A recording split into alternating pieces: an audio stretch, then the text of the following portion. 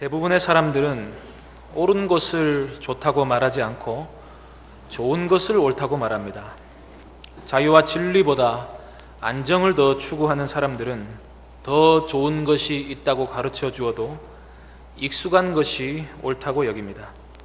이제는 종이 아니라 아들이요 자유한 자가 되었다고 해도 성령께서 우리에게 주시는 양심의 평안을 쫓아 살기보다는 외적인 규율에 의한 삶을 더 추구하기도 합니다. 하나님은 우리에게 예수 그리스도를 통해 옛 사람을 벗어버리게 하였어도 우리는 새 사람으로서의 삶을 살기 위해 노력하기보다는 익숙한 옛 사람이 살던 삶의 방식에 다시 눈을 돌립니다. 예수님은 묵은 포도주를 맛본 사람치고 새 것을 원하는 사람이 없나니 이는 사람들이 묵은 것을 좋다고 하기 때문이라 하셨습니다. 사람들은 새 바람을 원하지만 기존의 질서를 깨는 과격한 혁신은 원하지 않습니다.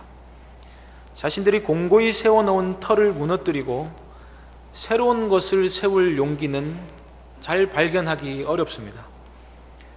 유대교적 질서를 허물어뜨리고 이제 더 이상 예전의 종교를 가지던 방식대로 하나님을 섬길 필요가 없고 다만 하나님을 힘써 아는 것으로 충분하다 하여도 다시 약하고 천박한 초등학문으로 되돌아갑니다. 하나님을 양심으로 자유롭게 섬기고 이 산에서도 말고 저 산에서도 말고 영과 진리로 하나님께 예배하는 때가 왔다고 하여도 그 말씀이 무슨 의미인지조차 헤아려 보려 하지를 않습니다. 하나님의 말씀보다는 여전히 자아의 견고한 진이 더 높이 세워져 있기 때문입니다. 갈라디아 교인들이 유대주의자들의 할례 복음을 받아들인 것은 그러한 종교적 의식으로 하나님을 믿고 섬긴다는 것이 본래 그들이 가지고 있던 관습에 더 가깝고 익숙한 방식이었기 때문입니다. 세상 대부분의 종교는 오늘날 교회와는 비교도 되지 않을 만큼 굉장한 치성을 드립니다. 108배는 기본이고 필요하면 3000배도 합니다. 하루에 5번 정한 시간에 기도하고 이런저런 고행을 하기도 합니다. 구슬하는 무당도 다신교로 유명한 힌두교나 그리스 로마의 신을 섬기는 사람들도 굉장한 의식을 치릅니다. 가만히 보면 세상 사람들이 종교를 갖는 방식은 이런저런 의식을 통해서입니다. 조각상이 있고 향을 피우고 특별한 날을 정해서 그 신을 위한 제전을 하고 몇 가지 규율로 이루어진 예배 방식을 지킵니다. 그렇기 때문에 세상 종교는 아무런 발전이 없습니다. 발전은 곧 변화요. 변화는 곧 의식을 깨는 것이요. 의식이 없으면 그들의 종교가 아무런 의미가 없기 때문입니다. 그래서 미신으로 가는 종교는 가만히 보면 의식이 강화됐으면 강화되었지 점점 더 단순해지는 경우는 별로 없습니다. 바울은 바로 이 점에 있어서 갈라디아 교인들을 강하게 책망합니다. 오늘 본문 10절, 11절을 통해서 우리는 갈라디아 교인들이 받아들인 율법의 성격이 무엇이었는지를 짐작해 볼 수 있습니다. 그들은 유대인이 되기 위해 할례를 받았습니다. 그렇기 때문에 유대인이라면 지켜야 할 이런저런 날과 달과 절기와 해를 삼가서 지켜야 하게 되었습니다. 할례파들은 율법에 담겨진 하나님의 뜻을 전한 것이 아니라 유대교적 의식을 그들에게 전했던 것입니다. 갈라디아인들은 이전에는 유대교도 복음도 아무것도 모르던 자들이었습니다. 대신 그들도 어느 날이 되면 무슨 신을 섬기는 날이고 무슨 제물을 드려야 한다는 종교적 의식을 지키면은 살아왔습니다. 그런데 어느 날 바울이 와서는 예수 그리스도를 믿고 성령을 받기만 하면 이제 너희는 더 이상 이런저런 겉모양에 매일 필요가 없다고 가르쳤습니다. 갈라디아인들은 그 복음을 듣고 순간 기뻐하였지만 어떤 사람들이 와서 그들의 마음에 의심을 심어주었을 때 그들은 다시금 익숙한 길로 가버리고 말았습니다. 우리나라의 고등학생들은 졸업하고 대학생이 되면 자신에게 주어지는 자유를 감당하지를 못하는 것 같습니다. 시키는 대로 하고 주어지는 과제를 수행하는 것에 익숙할 뿐 스스로가 능동적으로 삶의 질서를 잡아나가고 거기에 맞추어 살아가는 삶의 훈련을 전혀 해보지 않았기 때문입니다. 이제 막 애굽의 노예 신분에서 갑자기 자유민이 된 이스라엘도 마찬가지였습니다. 그들은 어떤 형상 없이 신을 섬기는 방식을 생각해보지도 못했습니다. 하나님은 아무 형상도 만들지 말고 말씀에서 시키는 대로만 하라고 우리에게 명하셨습니다. 그러나 이스라엘은 그 말씀을 분명히 귀로 들었음에도 불구하고 송아지 형상을 만들어 이것이 바로 여호와라고 선포하였습니다. 다시는 그런 짓을 해서도 안 되지만 전혀 할 필요도 없다고 말씀해 주셨음에도 불구하고 자신들의 익숙한 방식을 여전히 포기하지 못하는 것이 바로 인간의 모습인 것입니다. 갈라디아인들도 아마 바울이 전한 복음이 가져다 주는 자유를 감당하지 못했던 것 같습니다. 하나님은 복음을 통해 우리에게 진리를 전해주시고 진리를 통해서 우리를 참으로 자유케 하려고 하십니다. 많은 사람들이 죄의 노예가 되어 하나님을 섬기지 못하고 있습니다. 어떤 사람들은 중독에 매이고 돈에 매이고 명성에 매여 거기로부터 자유하지 못하기도 합니다. 어떤 사람들은 징크스에 매이고 어떤 제사에 매입니다. 그런데 그 가운데서 가장 안타까운 것은 어떤 종교에 매여 거기로부터 자유하지 못한 사람들이 있다는 것입니다. 전혀 그럴 필요가 없음에도 불구하고 매일같이 자신의 열심으로 헛수고를 하는 사람들이 있습니다. 채찍으로 자신을 때린들, 몸을 던져 히말라야 산맥을 수천 킬로 오르내린들, 향을 피우고 수천 개의 초에 불을 켠들 아무런 의미가 없음에도 불구하고 거기로부터 해방을 받지 못해 괴롭힘을 당하는 불쌍한 영혼들이 있습니다. 갈라디아 교인들은 그런 옛 종교에 매여 본질상 하나님이 아닌 자들에게 종노릇한 사람들이었습니다.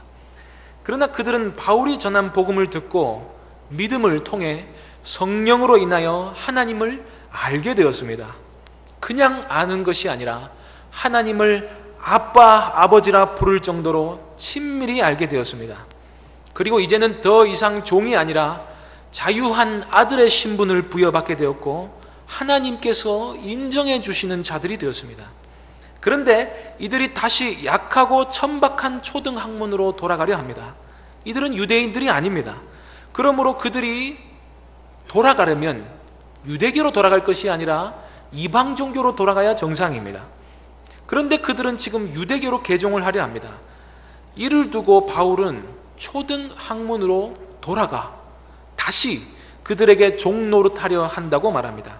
이 말씀은 마치 지금 유대교로 돌아가서 그렇게 의식적인 노력으로 하나님을 섬기고 자신의 의를 세우려는 모양이 마치 하나님 없이 살던 시절과 마찬가지라는 뜻입니다. 하나님을 참되게 믿는 사람들은 하나님이 명하시지도 않은 의식에 더 이상 매일 필요가 없습니다. 유대인들의 옛 절기와 제사 제도와 성전은 하나님께서 아직은 어린 유대인들의 교육용으로 유지하셨던 것들입니다. 제사 제도를 통해 그들을 이방 종교로부터 일단 지키시고 때가 되면 예수 그리스도의 속죄의 의미와 예배의 의미를 깨닫게 하시려고 제사 제도를 두신 것이었습니다. 절기를 통해서 하나님의 성품이 어떠함을 깨닫고 후 세대까지 신앙이 유지되도록 하셨습니다. 오늘의 성찬 예식도 그 본질은 예수 그리스도의 죽으심을 주님이 다시 오는 날까지 계속해서 전하는 것입니다. 하나님께서는 이런 의식과 절기에 하나님의 뜻과 의미를 담으셔서 유대인들이 장성하여 이에 대해 자유할 때까지 그들을 율법 아래에 임시로 두셨습니다. 본문 2절에서 이른바 정한 때까지, 4절에 때가 참에라는 표현에서 알 수 있듯이 이는 정한 때가 있는 기간이었고 예수 그리스도께서 오심으로 완전히 새롭게 된 것들입니다. 그래서 개신교의 예배당은 매우 단순합니다. 도무지 조형물이 필요가 없고 사실상 말씀 하나만 가지고 성령을 통해 하나님께 예배드립니다. 우리의 삶으로 드리는 예배도 거듭난 양심이 말씀을 가지고 성령을 쫓아 살아가는 것이지 외적으로 우리의 양심을 속박하는 부분은 최소화되어 있습니다. 하나님은 자유로운 인격을 가지고 하나님을 섬기는 것을 가장 기뻐하십니다. 하나님은 하나님의 말씀만 지키면 한없이 우리를 자유롭게 하시려는 참 인격적인 하나님이십니다. 그리고 하나님의 말씀을 지킨다는 것도 우리를 더 복되게 하고 사랑 안에서 한없는 기쁨을 주려고 하시는 것이지 우리를 괴롭게 하시려 하신 것이 아닌 것입니다. 그래서 예수 그리스도를 통해 하나님을 섬긴다는 것이 이 은혜의 시대를 살아가는 우리에게 있어서 얼마나 복되고 자유한 일인지 모릅니다. 하나님은 하나님을 섬기고 예배하는 방식에 굉장히 관심이 많으십니다. 그래서 출애굽한 이스라엘 백성에게 삼가 산에서 보인 식양대로 성막을 만들어 율법에서 지시한 대로만 제사를 드리라 하셨습니다. 때가 차서 하나님은 유일하신 아들을 보내셔서 이 모든 것이 이 아들을 계시한 그림자에 불과함을 가르쳐 주셨습니다. 그리고 이 새 시대에는 예수 그리스도를 믿는 믿음으로 우리가 성령을 통해 삼위 하나님 안으로 들어가 영과 진리로 예배하는 시대가 되었습니다. 우상을 기뻐하지 아니하시는 하나님의 성품에 맞추어 하나님께 예배를 드리다 보면 우리가 하나님을 섬기는 방식이 세상 어떤 종교보다도 단순하고 아름답고 고상하다는 것을 알 수 있습니다. 거기에 이런저런 인습이나 관습이나 종교적 허례 허식을 덧붙이는 것은 아직 참 자유에 이르지 못한 것입니다. 하나님은 진리로 우리를 자유롭게 하기를 원하시기 때문입니다. 사도 바울은 이러한 우리의 자유가 바로 하나님의 아들됨에 있다고 말씀합니다. 유대인들 중에서 하나님께서 택하신 백성인 사람들도 하나님 아버지께서 정하신 때까지는 후견인과 청지기 아래에 있어서 마치 종과 다름이 없는 상태였다 말씀합니다. 현재 우리나라 상황과는 전혀 맞지 않는 비유이기 때문에 우리는 현재 이 본문을 따라 그대로 이해할 수밖에 없습니다. 즉 아들이라도 그 아버지가 정한 때까지는 종과 다름이 없는 상태다 하는 말은 아버지가 명한 때까지는 유산에 대해 아무런 권리도 없는 상태를 의미합니다. 그래서 3절에 어렸을 때에 별 수 없이 이 세상의 초등학문 아래에 있어서 종노릇하였다 합니다. 종이라서가 아니라 아직 어렸기 때문입니다. 여기서 주의 깊게 보아야 할 것은 유대인들만 초등학문 아래에 있는 것이 아니라 10절에서 갈라디아 교인들에게도 역시 같은 표현을 썼다는 것입니다. 유대인이나 헬라인이나 이방인이나 아버지께서 아들을 계시하기 전까지는 모두 다 죄 아래서 종노릇하며 지냈습니다. 율법을 가진 자는 율법을 가지고 범죄하고 율법이 없는 자는 율법 없이 범죄합니다. 율법을 가진 자는 율법을 가지고 스스로 성전주의, 율법주의, 바리새주의로 스스로를 얽어매고 율법이 없는 자는 없는 대로 이런저런 일월성신을 비롯하여 각종 우상들을 섬김으로 종노릇합니다. 여기서 종과 유업을 이을 어린 아이의 차이점은 때가 차면 아버지가 우리로 하여금 아들의 명분을 얻게 하신다는 것입니다. 바울은 성령과 믿음을 통해 예수 그리스도를 알기 전까지는 율법을 가졌다는 유대인이나 이방인이나 아무런 차이가 없다고 말합니다. 죄는 어떤 선한 것이라도 악하게 만드는 능력이 있습니다. 쇠 막대기를 주면 창살을 만들고 칼을 쥐어주면 남을 찌르게 만들고 불을 주면 불을 지르는 것이 죄인입니다. 어린 아이에게는 어떤 귀한 것을 가져다 주어도 귀하게 쓸 줄을 모릅니다. 자유를 주면 방종으로 치닫고 어찌할 줄 모르는 것이 바로 죄인인 것입니다. 그러나 이제 하나님께서 때가 되었다 선포하시고 아들을 보내셔서 여자 아래 나게 하시고 율법 아래에 나게 하십니다. 하나님께서 아들을 보내셨다는 말은 그리스도께서 모든 사람보다 먼저 계심을 뜻하고 여자에게서 나게 하셨다는 말은 그리스도께서 참 인간이심을 의미합니다. 그리고 율법 아래에 나게 하셨다는 것은 5절에 설명되어 있는 것처럼 율법 아래에 있는 자들을 구원하시고 우리로 아들의 명분, 즉 종이 아니라 이제 더 이상 종이 아니라 참 자유한 아들이 되게 하시려 하신 것입니다. 예수님이 우리를 구속하시기 위하여 우리가 짊어져야 할 짐을 다 지셨습니다. 만일 예수님이 율법 아래에 나셔서 율법을 순종하는 존재로 살지 아니하셨다면 우리 죄와는 아무런 상관이 없으셨을 것입니다. 그러나 예수님은 율법 아래에서 우리와 똑같이 사심으로 우리 죄를 담당하기 위한 조건을 충족시키시고 율법을 다 지키심으로 인류의 모든 죄를 지고 가실 제물로서의 자격을 얻게 되셨습니다. 그 결과 우리는 예수 그리스도로 말미암아 모든 죄를 용서함 받았고 성령을 선물로 받게 되었습니다. 6절에서 말씀하시기를 이제 하나님이 우리를 아들 삼으셨기 때문에 하나님이 그 아들의 영을 우리 마음 가운데 보내셨다 합니다. 우리 마음에 보내셨기 때문에 성령을 받은 사람은 누구나 하나님을 아빠, 아버지로 알게 됩니다.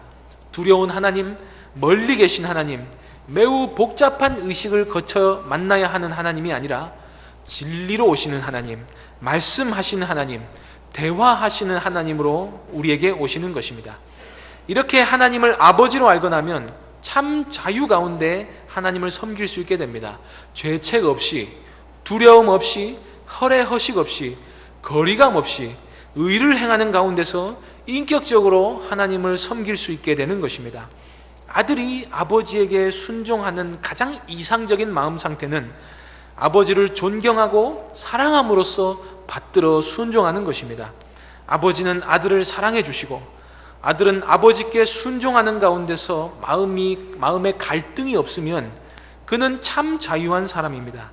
예전에는 예수님만이 길이요 진리요 생명임을 몰랐기 때문에 하나님 아버지를 어찌 섬길 줄 몰라서 이렇게도 해보고 저렇게도 해보고 율법을 지켜보기도 했지만 이제는 그리스도를 통해 우리가 아들임을 확신하게 되었기 때문에 아버지의 뜻을 떠나지 않고도 자유함을 얻게 되는 것입니다. 7절 말씀 보시겠습니다. 그러므로 내가 이후로는 종이 아니요 아들이니 아들이면 하나님으로 말미암아 유업을 받을 자니라.